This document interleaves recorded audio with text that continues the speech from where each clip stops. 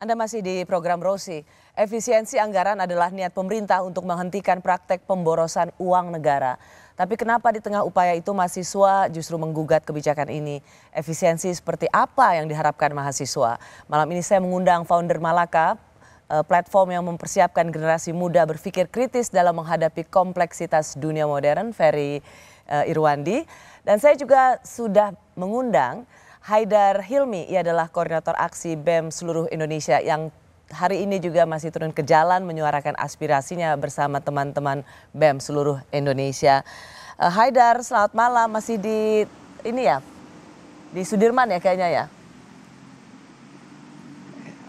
Selamat malam Mbak Rosi, kita masih di Patung Kuda ini. Oh ya, tadi sudah ditemui oleh Mensesnek Hadi Prasetyo. Dan teman-teman saya dan ada Mas Ferry di sini mengapresiasi yang luar biasa karena teman-teman BEM langsung semuanya membubarkan diri dengan tertib setelah tadi sempat bertemu dengan Mensesnek. Apa evaluasi dari demonstrasi hari ini buat teman-teman BEM? Evaluasi aksi ya Mbak, sebenarnya ada beberapa evaluasi. Yang pertama kita agak menyayangkan bahwa kita telat turun aksi ya. Yang harusnya dijadwalkan lebih awal, tapi kita baru turun aksi setelah asar seperti itu. Kemudian juga dengan masa yang ternyata membludak ya, di luar tech lab kita, ternyata banyak juga dari kampus-kampus non-blok yang ikut aksi pada sore hari ini seperti itu. Sehingga agak kewalahan mengatur bagaimana perjalanan atau skema aksi pada hari ini seperti itu. Tapi selebihnya insya Allah kita menganggapnya ini sudah cukup baik, apalagi dengan goals aksi yang sudah terpenuhi, yaitu adanya pihak istana yang menemui kita masa aksi. Ya, Haidar, kan sebenarnya kalau kita lihat timelinenya 14 Februari hari Jumat Menteri Keuangan sudah mengatakan bahwa tidak ada efisiensi ini tidak ada kaitannya dengan pemotongan anggaran untuk perguruan tinggi yang mengakibatkan akan mempengaruhi UKT, tidak akan mempengaruhi juga soal beasiswa, bansos. Tetapi mengapa sejak tanggal 17 Februari sampai saat ini soal efisiensi yang berakibat pada dunia pendidikan masih menjadi tema gerakan teman-teman mahasiswa, masih menjadi bagian yang sentral dari aksi protes teman-teman mahasiswa. Apa yang kurang yang sebenarnya sudah dijelaskan oleh Menteri Keuangan? Baik Mbak Rosi, sebenarnya terkait efisiensi ini ya, terkait Inpres nomor 1 tahun 2025, memang yang menaikkan akhirnya naik tagar Indonesia gelap itu karena UKT yang ada kemungkinan naik dan KIP yang akan ada pemotongan. Tapi sebenarnya kenapa pada akhirnya kita tetap menuntut pemerintah mengkaji ulang Inpres nomor 1 tahun 2025 ini karena banyak dampak-dampak lainnya terkait efisiensi. Bahkan kita melihat efisiensi ini seperti mainan bagi pemerintah. Ini akumulasi problem, akumulasi persoalan yang terlihat dari adanya pemecatan massal, PHK massal di RRI, di BMKG. Kemudian ternyata setelah viral pemecatan tersebut malah dipanggil lagi. Sudah dirumahkan dipanggil lagi. Kemudian terkait pendidikan, UKT dan KIP yang kemudian ada statement dari Dikti Saintek bahwa UKT kemungkinan naik, KIP akan ada pemotongan. Tapi setelah itu 1-2 hari kemudian statement dari Sri Mulyani mengatakan bahwa KIP nggak akan ada pemotongan, UKT nggak akan ada kenaikan. Itu menunjukkan bahwa statement satu antar lembaga pemerintahan ini berbeda. Ini kami menganggapnya bahwa Inpres ini masih kayak mainan. Kajiannya belum mendalam, maka dari itu tuntutan kami adalah kaji ulang Inpres nomor 1 tahun 2025. Kita tidak menolak efisiensi ini, tapi kita menuntut kepada pemerintah bahwa dikaji ulang kembali Inpres nomor 1 tahun 2025 ini, supaya benar-benar tepat sasaran. Kita juga melihat bagaimana akumulasi ini juga. Haidar, ya, saya supaya clear. Yang ingin diperjuangkan mahasiswa ini soal efisiensi supaya tepat sasaran, supaya jangan salah sangka bahwa mahasiswa menolak efisiensi ketika kita juga itu sudah menjadi pengetahuan umum banyak sekali kebocoran yang justru akibatnya kan merugikan rakyat. Sebenarnya kami dari mahasiswa itu menyambut baik terkait efisiensi ini apabila dia tepat sasaran. Makanya kami dalam tuntutan adalah kaji ulang, bukan menolak efisiensi, Mbak. Oke.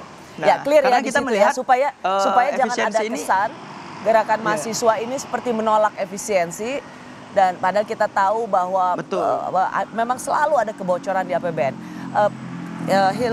Haidar, karena Anda tadi mengatakan sebagai seorang yang selalu mengikuti podcast Malaka Project, saya berikan kesempatan untuk Ferry. Ferry pengen ngobrol apa sama Haidar? Halo Haidar. Halo Mas Ferry, selamat malam. Selamat malam. Itu teman-temannya udah dicek satu-satu nggak? Ada semua nggak?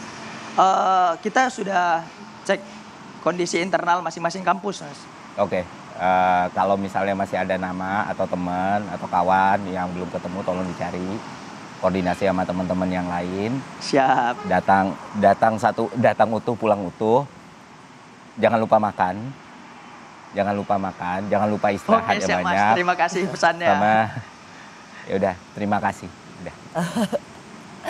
Jangan lupa makan, jangan lupa istirahat. Baik itu Mas, terima kasih kembali ya. pengingat yang baik, tapi pergi utuh pulang utuh, saya sendiri langsung jadi agak ketakutan deh itu pengingatnya. Iya, karena aku mikir ya Mbak, the best fight yang bisa dilakukan adalah yang pertama jelas bertahan hidup. Ya, Haidar Hilmi, terima kasih banyak ya, salam untuk teman-teman. Saya mau tanya, kan hari ini katanya puncak dari aksi demo. Apakah besok juga teman-teman masih akan turun atau berhubung message-nya sudah diserahkan, sekarang tinggal menunggu pemerintah untuk menjawab apa yang menjadi aspirasi mahasiswa? Untuk besok ya, karena besok itu adalah seruan aksi dari Aliansi Warga Sipil. Ya. Kita tidak menutup kemungkinan bisa turun juga, walaupun secara dari aliansi kita tidak ada seruan atau tidak ada arahan. Tapi kita tidak menutup bagi teman-teman mahasiswa yang ingin turun untuk diperbolehkan. Silahkan turun, silahkan tetap menyuarakan aspirasi masyarakat bersama masyarakat sipil langsung, seperti itu. Baik, oke, terima kasih banyak ya Haidar Hilmi, Koordinator Aksi BEM seluruh Indonesia. Salam untuk teman-teman BEM. Baik Mbak. Nah, tadi soal efisiensi, clear mahasiswa bahwa mereka tidak menolak soal efisiensinya, karena kita semua tahulah dengan efisiensi itu sesuatu yang diperlukan. Tapi tadi Ferry sudah menjelaskan dengan sangat rinci. Cuman begini, kan ini pada tanggal 14 Februari Ibu Sri Mulyani sudah mengatakan tidak ada pemotongan atau efisiensi yang berakibat pada pemotongan UKT. Ya. Tapi kenapa dari kacamata Ferry ini masih tetap dianggap sesuatu yang belum firm sehingga menimbulkan mahasiswa tetap turun ke jalan dari Senin, Selasa, Rabu dan Kamis ini. Plus Mendikti-Saintek diganti meskipun kemudian kemarin Profesor Satrio mengatakan ia mengundurkan diri.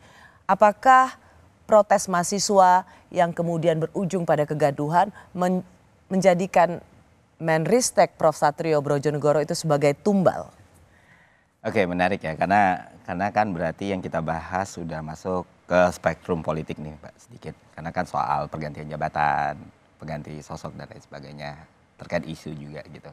Dari kacamata saya kenapa ini menjadi satu sorotan walaupun udah ada keluar clear statement dari Bu Sri Mulyani Indrawati. Halo Bu, kalau menonton video ini saya. Jadi itu udah Mantan anak buah Bu. Udah keluar statement kalau itu tidak mengganggu UKT atau KIP, tapi kenapa masyarakat terutama mahasiswa masih sangat worry atas itu? Karena gini, Malaka Project atau itu sebuah media gerakan community yang kita buat, yang utamanya emang move-nya ke pendidikan. Jadi kita benar-benar concern pertama kita ketika kita baru terbentuk dan kita baru melakukan aktivasi adalah mempelajari semua seluk-beluk dan hal-hal yang berkaitan dengan pendidikan kita, termasuk salah satunya UKT. Nah di situ kita ngerasain sendiri gimana mahasiswa selama ini sangat-sangat terbebani atas biaya Pendidikan. yang begitu tinggi, apalagi perguruan tinggi ya, yang bahkan kenaikannya bisa ratusan persen dalam 1 tahun. Persis, makanya ketika sekali Menteri Keuangan sudah mengkoreksi bahwa tidak ada pemotongan untuk yang berakibat pada kenaikan UKT, kenapa masih cemas? Karena gini Mbak, kita dulu mencoba memahami isu ini dengan sangat baik ya. Kita bahkan bikin satu movement lah, kita bikin beasiswa kita sendiri untuk anak-anak ini, dan ternyata itu juga masih kurang. Karena gini, buat teman-teman mahasiswa ini mereka perlu hitam di atas putih, mereka perlu kejelasan, mereka perlu peraturan yang emang benar-benar nge-state kalau itu nggak boleh naik, atau seruan, atau surat edaran atau lain sebagainya. Karena apa? Karena akhirnya keputusan naik tidaknya UKT ini kan bergantung sama perguruan tinggi masing-masing. Apalagi yang kita udah tahu ya, sederhananya ada yang BLU, ada yang berusaha ada yang emang sifat dari universitas dan perguruan tinggi itu berbeda-beda. Jadi mereka worry.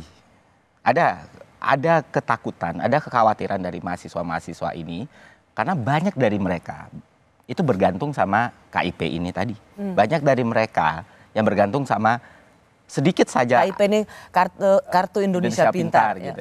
Kartu Indonesia Pintar. Ada banyak dari mereka yang sedikit saja perubahan di biaya yang harus mereka keluarkan, mereka terancam putus sekolah, putus kuliah,